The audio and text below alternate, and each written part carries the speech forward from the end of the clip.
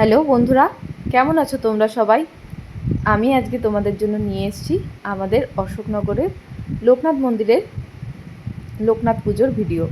19 জ্যৈষ্ঠ পুজো হয়েছে, চলে গেছিলাম আমি, আমার যা দিয়া, ঝিলিক আর পাওলি।